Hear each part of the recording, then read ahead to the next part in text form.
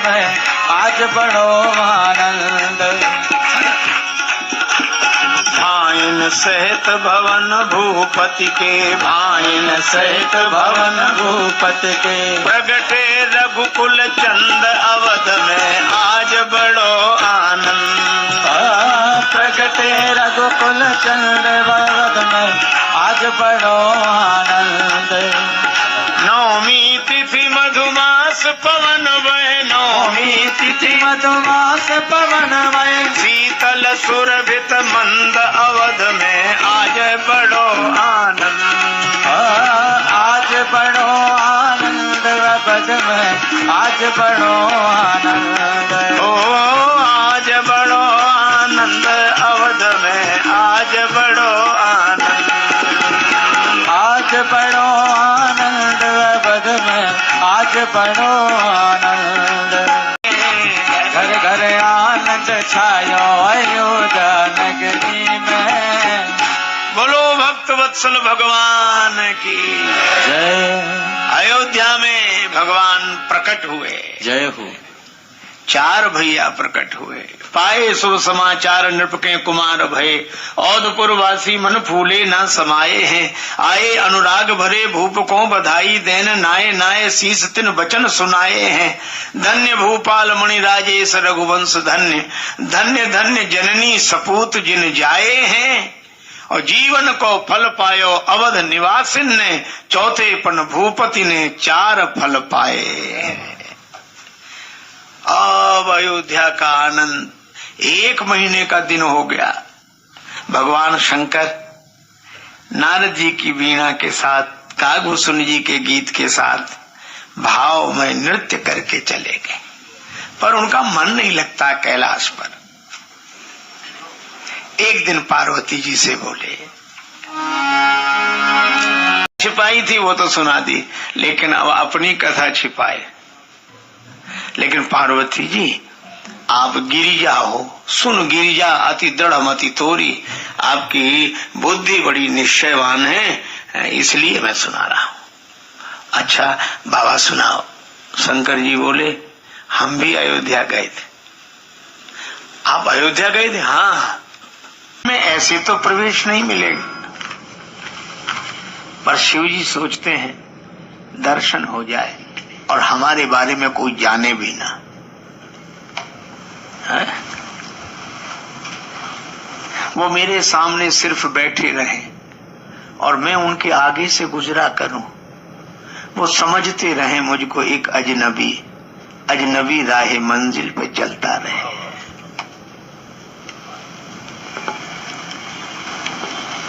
जान जाने का शैदा को कुछ गम नहीं, आरजू बस यही तुम हमारे रहो, है तुम्ही से मेरी रौनक के जिंदगी, तुम न बदलो जमाना बदलता रहे। भगवान से मतलब मनुष्य रूप में गए ताकि शंकर जी को कोई देखकर पहचान ना ले। कागभूषणी से भी कहा कि तुम भी कौवे के रूप में नहीं, बच्चा बनो। दोनों गुरु चेला अयोध्या में दर्शन करने तो आए हैं। कहीं नहीं बोले आप तो एक काम करो भोले बाबा, क्या मदारी बन जाओ, जादूगर। अच्छा क्यों? क्योंकि जादूगरों के पास जो सामान होता है उसमें से आधे से ज्यादा तो आपके पास वैसे ही है।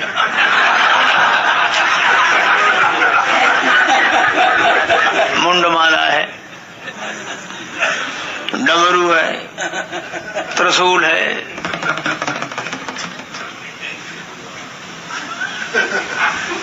शिव जी बोले हाँ ये ठीक है, मैं बनता हूं जादूगर। और कागभूषणी से बोले कि तुम हमारे शिष्य बन जाओ। बोले बिल्कुल, आप जादूगर मैं जमुना। एक काम करते हैं, कौशल्या माता का भवन है, उसके पीछे तरफ बहुत बड़ा मैदान है, वहां खेल करते हैं। हो सकता है डमरू का नाद सुनकर, गीत गान सुनकर कौशल्या माता राम जी को गोद में लेकर झरोखे से झांकने लगे तो हमें दर्शन हो जाएगा। हाँ ये ठीक। अब तो जमूड़ा ने बस बस ऐसे जादूगर रोज रोज नहीं आते। देखिए देखिए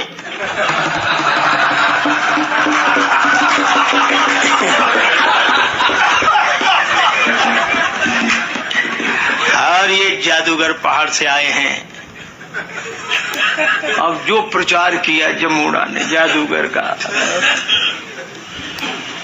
और गाते जा रहे कागभूषण जी, मेरे भोले बाबा को अनारी न समझो, मेरे भोले बाबा को अनाड़ी न समझो, मेरे भोले बाबा को अनारी न समझो, मेरे भोले बाबा को अनाड़ी न समझो, मेरे भोले बाबा के हाथों में डमरू, मेरे भोले बाबा के हाथों में डमरू, डमरू को देख के मदारी न समझो, मेरे भोले बाबा को अनाड़ी न समझो, मेरे भोले बाबा को,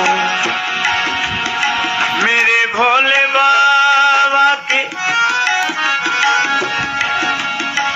कांधे पे झोली, मेरे भोले बाबा के कांधे में झोली, झोली को देख के, झोली को देख के भिखारी न समझो, मेरे भोले बाबा को अनाड़ी न समझो, मेरे भोले बाबा को अनाड़ी न समझो, मेरे भोले बाबा को, मेरे भोले बाबा के त्रिशूल कर में, मेरे भोले बाबा के त्रिशूल कर में, त्रिशूल कर में,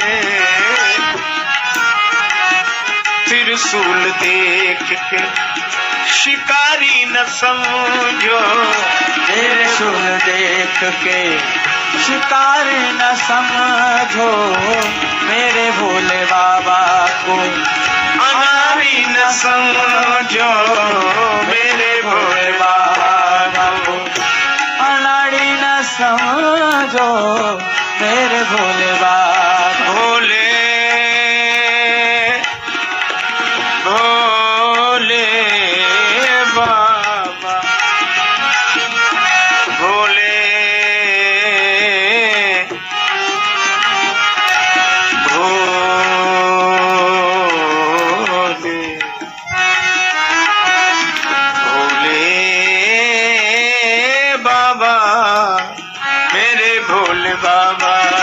को अनाड़ी न समझो, मेरे भोले बाबा को अनाड़ी न समझो, मेरे भोले बाबा। अब भोले बाबा ने कहा चादर बिछाओ। लड़के इकट्ठे हो गए। जमुना कागभूषण धीरे से बोले बाबा भीड़ तो बहुत जोड़ ली, चादर भी हमने बिछा दिया और आपकी मुंडमाला रख दी, और एक बात बताओ खेल दिखाना आता भी है कि नहीं? शिव जी बोले जादूगर खेल कहाँ दिखाते हैं, डमरू बजाते हैं, गाना गाते हैं, इतने में ही अपना काम बन जाए तो खेल दिखाने की जरूरत क्या है? तो गाना कौन गाए? शंकर जी बोले गाना तुम गाओ, डमरू हम बजाएंगे। कागभूषण बोले कौआ गाना गाएगा।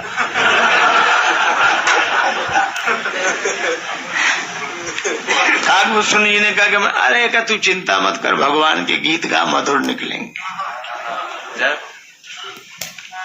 प्रीत विनीत सुकौतुक सो रच गीत भुसुंड जुगावन लागे, यहाँ की झरोखन में डमरू पति पार्वती के बजावन लागे।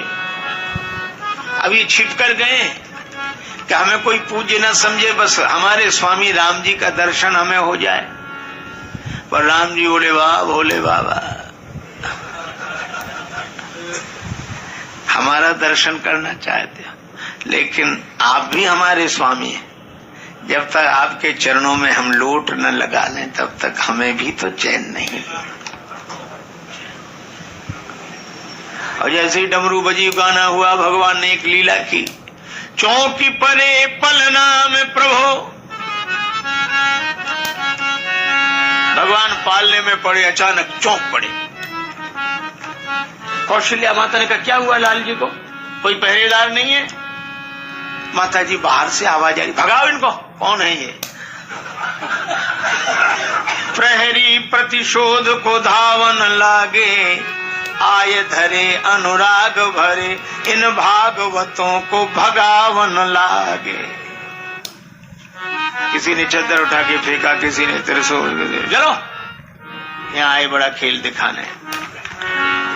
शंकर जी ने कहा काग भुसुंडी समेटो सामान। बड़े बेआबरू होकर तेरे कूचे से हम निकले।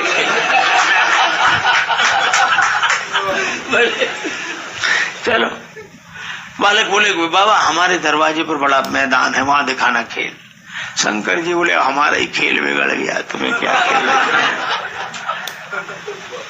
रात्रि भर सरजू किनारे बैठे रहे।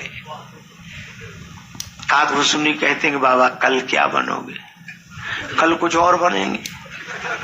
तो कब तक बनते रहोगे? जब तक काम ना बन जाए। तो इतने वेश क्यों बना रहे हो? इसलिए पता नहीं किस वेश पर वो रीझ जाए। जय हो। बताऊं तुम्हें श्याम मैं कि मैं क्या हूं, जो सच पूछिए तो बहुरूपिया हूं। तरह तरह के रूप बनाकर आपको रिझाता हूं।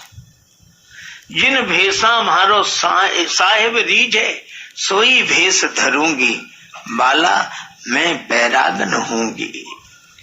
माता मीरा कहती है।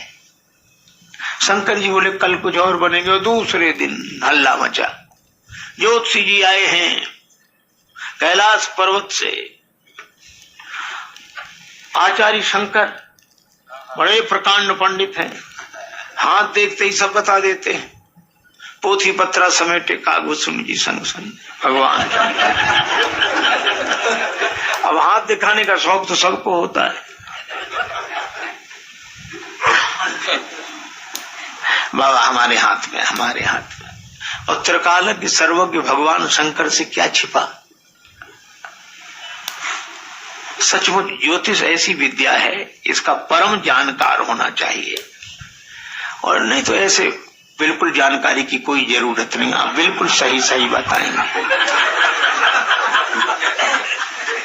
एक आदमी हमारे पास आया, हाँ हमने कहा भैया हम नहीं जानते।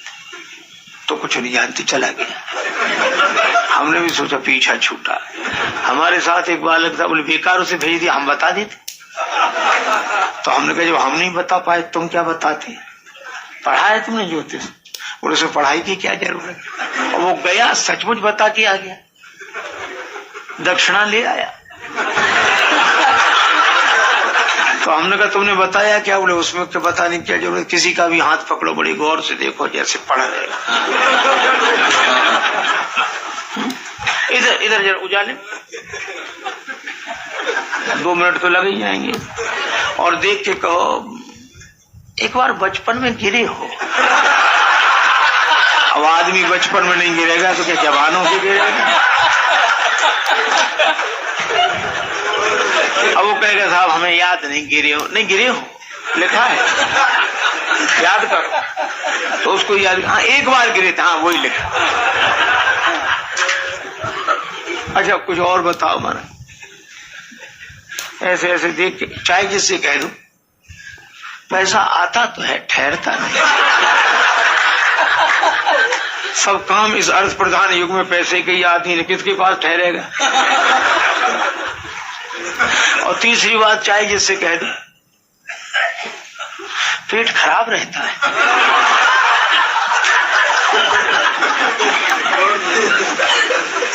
त्योहारों पर जो हम भोजन कभी कभी करते थे वो दिन में 3-3 बार करते हैं, तो गैस तो बनेगी, पेट तो खराब रहेगा। हाँ ये बिल्कुल ठीक कह रहे हैं। और चौथी बात चाहे जिससे कह दो तुम तो सबके साथ भला करते हो पर तुम्हें नेकी के बदले बदी ही मिलती। महाराज बिल्कुल सही कह रहे हैं, बिल्कुल। अब इसमें पढ़ने की जरूरत क्या है? पर भगवान शंकर जैसा जानकार महाराज हाथ सामने देखते ही सब कुछ बता दें, भूत भविष्य वर्तमान। बड़ी चर्चा हुई और माताएं अपने अपने बालकों को लेकर। इतने में राजमहल की एक दासी दिखाई दी और राजमहल की ओर जा रही थी बालक को लेकर। शंकर जी ने देखा, कागुड़ थोड़ा चिल्ला, जल्दी कर, इसी को पकड़, यही राजमहल में प्रवेश दिलाएगी। कागुड़ दौड़े दौड़े गए। अरे मैया कहाँ जाती है, ऐसी ज्योति क्या रोज रोज आते हैं? हाथ दिखा बेटे का, मुझे जल्दी। अरे कोई जल्दी नहीं आ। शंकर जी ने उधर सब कुछ बताया, बड़ी खुश हुई। क्या दक्षिणा दूं बाबा? अरे तुझसे क्या दक्षिणा लेना, जहां से तुझे मिलता है हमको भी दिला दे, हस्तरेखा देख लो। दासी बोली कोशिश करूंगी। अच्छा ठीक है, गई। कौशल्या माता ने कहा दासी देर क्यों हो गई? आगमी एक आयो अवध में, आगमी एक अवध में। अच्छा ज्योतिषी, अरे नगर है आते ही रहते, ऐसा नहीं, करतल देख कात सब गुनगन। अच्छा उम्र क्या है? वृद्ध है। नाम क्या है? शंकर पंडित। अच्छा अच्छा, जाले वाला राम जी का हाथ दिखाओ। दासी पहुंची, शंकर जी देख रहे थे सबके। दासी बोली भाग्य खुल गए विप्रवर, चलो हमारे साथ राजमहल में देखिए राम लला को हाथ। राजमहल में राम जी का हाथ देखो, चलो।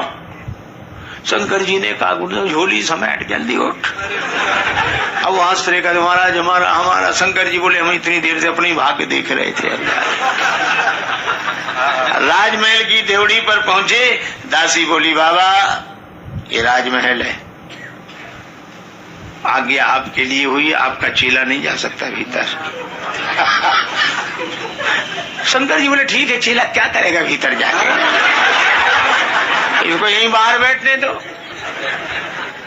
कुछ लड्डू का प्रसाद, पेड़ी का प्रसाद दे देना, यही प्रसाद पाएगा, लड्डू पूड़ी। कागुतन बोली बाबा कल से झोली लटकाए पीछे घूम रहे हैं, लड्डू पूड़ी खिलाने लाए हो हमें। शंकर जी बोले ये तो अपने अपने भाग्य की बात है। कागुतन बोले ज्योतिषी क्या बने, भाषा ही ज्योतिष की बोलने लगे, भाग्य की बात है। या तो हमें ले चलो, नहीं हम आपका भी भाग्य बिगाड़ देंगे।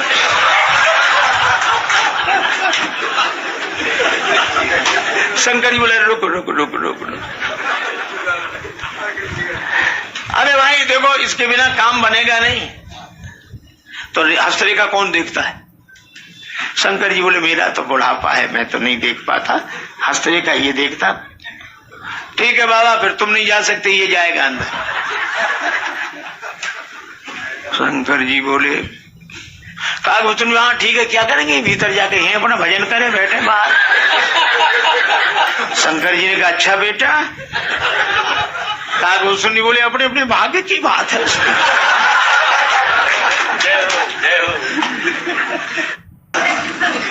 शंकर जी बोले ले जाओ काम बनेगा नहीं। रेखा ये देखता है, गुण दोष तो मैं बताता हूं।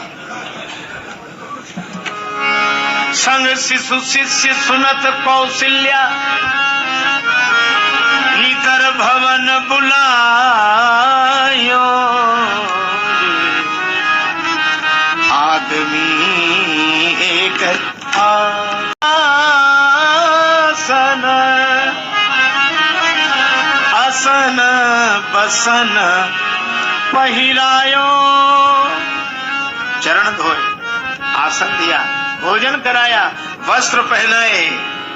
मेले चरण चारु चार्यो सुत, मेले चरण चार चारो सुत, माथे हाथ दिवायो, माथे हाथ दिवायो, माथे हाथ दिवायो, अवध आज आगमी एक आयो।